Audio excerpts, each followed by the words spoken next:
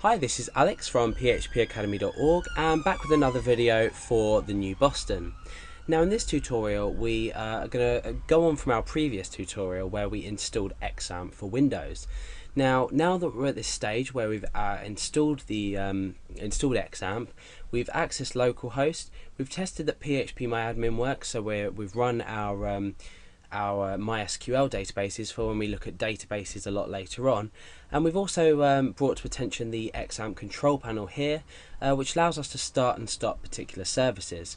And the services that we've focused on are Apache and MySQL because these are two that we're going to use most frequently. Okay, so now this tutorial is basically going to cover how to create your first PHP file, and we're going to do some little bit of output in it, nothing major because we have other tutorials explaining output and the PHP info function as well. So have a look at the other tutorials and you'll find some great information on that. Okay, so let's go ahead and we need to think about opening up this folder here. Let me just bring it into view. This folder here called XAMPP, and this is at c:\xampp by default.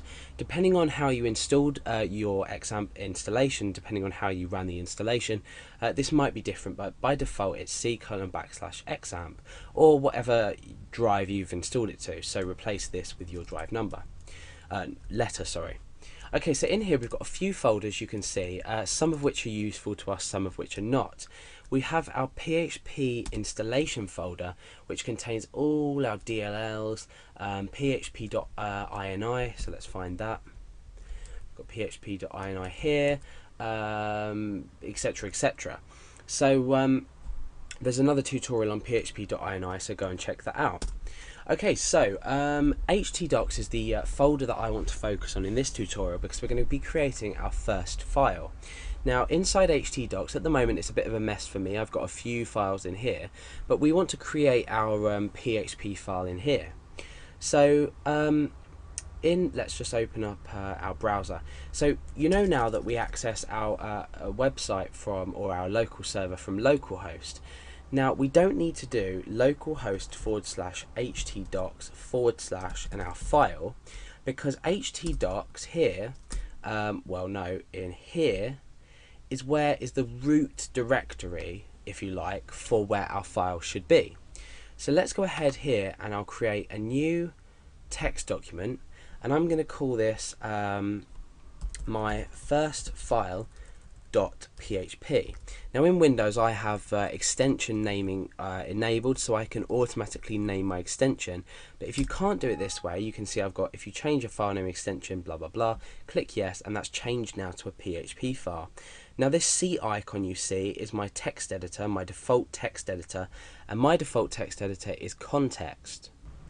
So usually, you might have Notepad as your default text editor, but I recommend, if you're going to start learning PHP, download a good text editor. I use Context, I've always used Context and I prefer it. However, some people prefer to use Notepad++ or even just Notepad. And I mean, there are many out there that you can use, depending on what platform you're in as well. You might be running a Linux system, so you may have different text editors available to you. So I've created this file like this. Now what you can do is, let's delete that, and let's go over to my text editor. So I've got my text editor open here. I'm going to create a new file, and I'm going to save this. I'm going to go save as, and I'm in my htdocs folder here. So I'm going to type my first file.php, and then down here I'm going to save as type all files to make sure that the extension's read. Now watch what happens to this just up here, this text files bit here, when I click save. So let's get this into view as well.